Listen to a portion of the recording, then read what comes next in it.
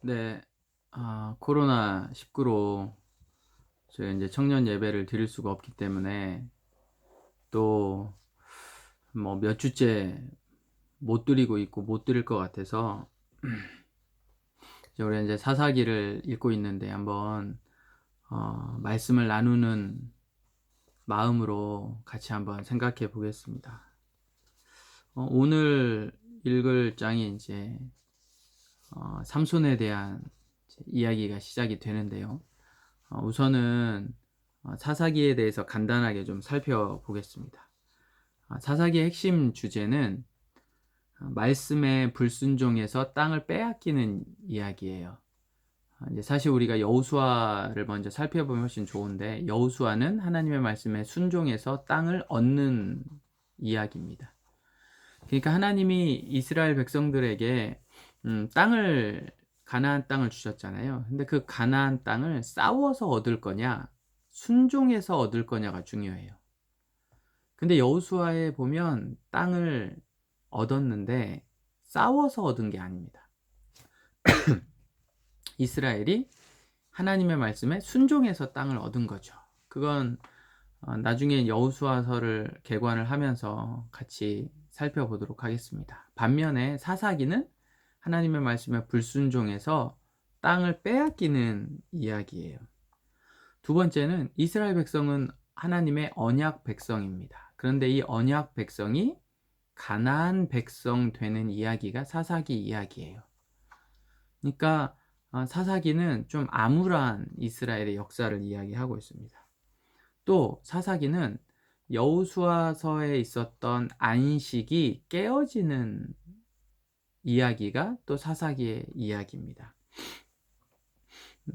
그런데 사사기에 이렇게 땅을 뺏기고 안식도 파괴되고 이스라엘 언약 백성이 가나안 되는 이야기지만, 그럼에도 불구하고 미래에 대해서 긍정적이고 소망과 희망을 주는 이야기예요. 왜 그러냐면 사실 사사 시대에는 룻기와 사무엘 상 8장까지, 그러니까 사무엘도 사실 사사거든요.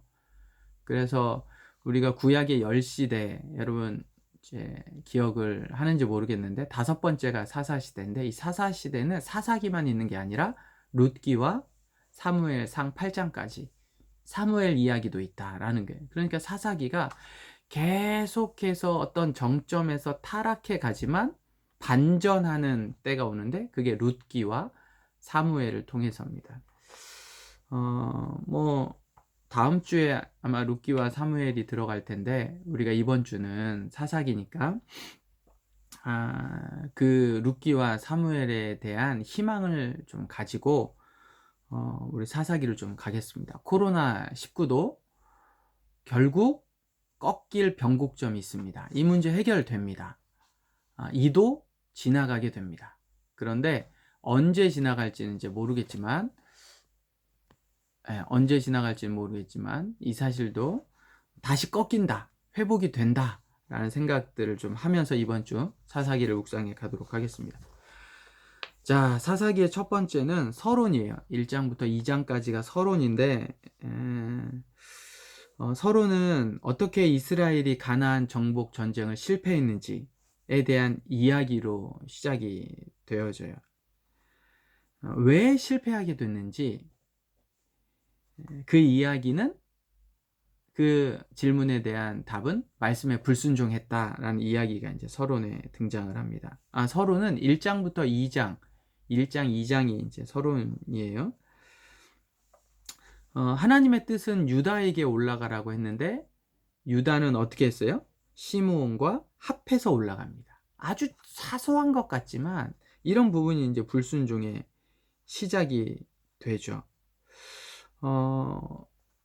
오직 믿음으로 순종하고 올라가서 싸워야 되는데 철병거와 요새된 성, 그리고 나중에는 이제 불순종해서 경제적인 이유로 이스라엘 백성들이 가나안 백성들을 진멸하지 않습니다. 이런 사소한 그런 불순종이 나중엔 커다란 불순종으로 이스라엘 전체가 하나님 앞에 징계를 받는, 심판을 받는 그런 이유가 되기도 하죠. 그래서 이제 하나님이 너희가 얼마나 불순종했는지를 2장 1절에서 5절이 이야기를 해주고 있습니다. 사사기의 가장 중요한 게 이제 패턴이거든요. 타락해가는 패턴. 근데 이제 그 패턴의 과정이 어떤 거냐면, 처음에는 이스라엘이 이제 그 시계 방향으로 이렇게 보면 돼요. 12시, 3시, 6시, 9시. 그러니까 이제 예를 들면 12시에 하나님 앞에 죄를 범해서 하나님을 떠납니다. 그러면 하나님은 어떻게 해요? 징계하세요. 이방인을 통해서 심판하시죠. 그러면 어떻게 합니까? 힘들어서 다시 하나님 앞에 부르짖어요. 그 부르짖음 하나님이 사사를 통해서 구원해 주시는 거예요. 이게 12시, 3시, 6시, 9시처럼 이렇게 패턴이 됩니다. 하나님 앞에 불순종하면 하나님이 심판하시고, 하나님 심판하시면 이스라엘이 다시 하나님을 찾고, 하나님을 찾으면 하나님이 사사를 보내서 구원해 주시면, 구원해 주시고 시간이 지나면 다시 어떻게 해요? 하나님을 버리고, 그러면 또 하나님이 심판하시고 이방을 통해서, 그러면 다시 하나님 앞에 부르짖고, 그럼 하나님이 구원자를 보내주시고, 요 패턴이 계속해서 반복하는데 나중에는 이 패턴도 나오지 않아요. 하나님 앞에 부르짖지도 않죠. 자, 우선 사사기 3장에 보면 온니엘과 에훗이 등장합니다. 이건 사사가 어떻게 하나님 앞에 순종하며 일했는지 전형적인 긍정적인 패턴이 3장에 나와요. 온니엘과 에훗이죠. 온니엘과 에훗의 내용은 뭐 여러분이 다 읽어보셨을 테고, 중요한 거는 3장 11절, 3장 20절에 이 사사를 통해서 평온함이 있었다 이스라엘에 라고 이야기를 합니다. 긍정적이죠. 그 다음에 사사기 4장하고 5장은 드보라예요. 여자 선지자 드보라가 등장을 합니다. 근데 이 4장과 5장에서의 핵심은 드보라와 바락의 이제 대조예요. 대조. 드보라가 드보라가 사사가 된 이후에 바락에게 나가서 싸우라고 합니다. 그런데 바락이 어떻게 해요? 4장 6절에서 10절에 주저합니다. 주저해요. 이게 이제 어쩌면 하나님의 말씀을 받은 우리들의 모습이죠. 주저하게 됩니다. 반면에 드보라는 어떤 현실적인 대안을 제시하지 않아요. 하나님의 말씀을 제시해 줍니다. 자기가 확실히 믿고 신뢰하는 하나님의 말씀을 전달하죠. 내가 이 전쟁을 어떻게 이길지 잘 모르지만, 그런데 분명한 것 하나는 하나님이 그렇게 말씀하셨다. 그러니까 바락은 하나님의 말씀에 주저하는 모습을 보인다면, 드보라는 하나님의 말씀만을 순종하는 모습이 나와요. 5장 31절에도 평온이 등장을 하게 됩니다. 기드온은 이제 6장, 7장, 8장에 등장하고, 사실 기드온의 영향을 받은 아비멜렉까지 하면 이제 9장, 참 많이 분량이 많은 중요한 사사예요. 그런데 이 기드온 때에 하강 곡선을 그립니다. 그러니까 이 아까 이야기했던 하나님을 불순종하고 그러면 심판하고, 그 다음에 하나님께 부르짖으면 하나님이 구원자를 보내시고, 이 패턴이 기드온 때부터 이제 점점 하락을 하게 되죠. 그리고 기드온은 여러 가지 사실 문제가 많은 사사였어요. 심각하게 윤리적으로도 좀 문제가 있고, 그 다음에 사사기 안에 왕권이라는 부분이 처음 등장하기도 하고, 그 다음에 우상숭배했던 곳도 사사가 하나님을 떠나서 우상숭배하는 모습도 나오고, 그리고 이제 8장 28절에 보면 평온이거든요. 근데 이 평온이 마지막이에요. 그러니까 기드온 시대까지는 평온이 있었는데, 이제 기드온 이후부터는 평온이 사라집니다. 그러니까 어쨌든 가장 타락의 정점은 이제 삼손인데, 그 타락이 본격적으로 가속화된 게 이제 기드온부터입니다. 그래서 기드온은 묵상을 좀 잘할 필요가 있어요. 그 다음에 이제 다음 중요한 사사가 입다입니다. 입다는 하나님이 아닌 사람들에게 선택받은 사사예요. 그러니까 이제 제가 말씀드렸잖아요. 기드온부터 점점 그 타락이 심화된다고. 원래 사사는 하나님이 택한 사람이 사사인데, 입다는 하나님이 택하지 않고 사람들이 택한 사사예요. 그 다음에 사사 안에 이제 가나안, 언약 백성이 가나안 백성화 된다고 그랬잖아요. 인신제사가 등장을 합니다. 입다의 딸이죠. 인신제사. 그리고 여기서부터 이제 평온이 등장하지 않아요. 기드온 때 평온이 등장했는데 여기에선 평온이 등장하지 않죠. 그 다음에 이제 오늘 우리 말씀을 읽을 삼손인데, 타락의 가장 큰 정점입니다. 정점. 원래 삼손의 뜻은 태양이란 뜻이에요. 태양은 빛을 발하는 거잖아요. 근데 이 빛이 가리워졌어요. 누구에게? 이방 여인에게, 드릴라에게. 그래서 이스라엘이 남아있던 마지막 희망의 빛까지도 다 사라진 것처럼 보이는, 사라진 게 아니고 사라진 것처럼 보이는 모습이 이제 삼손입니다.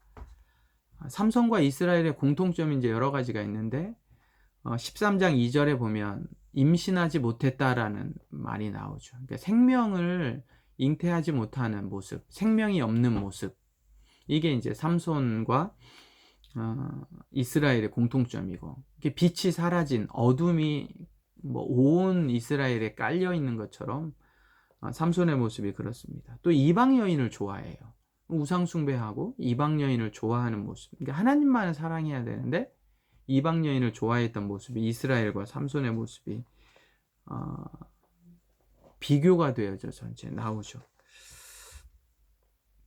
그리고 이제 17장부터 21장까지가 이제 결론인데, 이 결론은 사사들의 타락, 그러니까 한 사람 한 사람의 사사들의 타락을 넘어서 이스라엘 전체가 타락하게 됩니다. 17장부터 18장에는 개인, 이제 미가의 타락, 여러분 읽어보시면 나오겠죠. 개인 미가의 타락이 나오고, 그 다음에 18장부터 19장까지는 한 사람을 넘어서 단 지파, 한 지파가 타락하는 모습이에요. 그리고 19장부터 20장까지는 그 타락을 지켜야 하는 종교 지도자들이 이제 타락하게 되죠. 그리고 20장부터 21장에는 모든 이스라엘이 도덕적으로, 종교적으로 타락하는 모습이 나옵니다. 그래서 결론은 우리 이제 사사기의 결론에 보면 21장 25절, 그때에 이스라엘의 왕이 없으므로 사람이 각기 자기네 소견에 옳은 대로 행하였더라 라고 나와요. 그런데 이게 끝이냐? 사사기가 약간 애매하게 마무리하고 있습니다. 왜냐하면 룻기와 사무엘도 사사기 때문에 그래요. 그래서 점점 타락했던 이스라엘, 그리고 점점 타락해가는 사사, 마지막 사사라고 생각했던 삼손이 허무하게 빛을 잃어버리고 죽은 것 같지만, 그러나 룻기에서 다시 부활합니다. 다시 그 조그만 그 빛이 점점 이제 다시 비추어져서 사무엘 시대, 그리고 다윗 시대에 다시 그 빛의 정점이 이루는 그 모습을 사사기에서 보여주고 있습니다. 그래서 이번 주 한 주간 여러분 사사기를 잘 묵상하고 읽고, 그래서 하나님의 말씀 속에 있는 그런 사랑하는 하나님의 사람들이 되기를 바랍니다. 바이바이.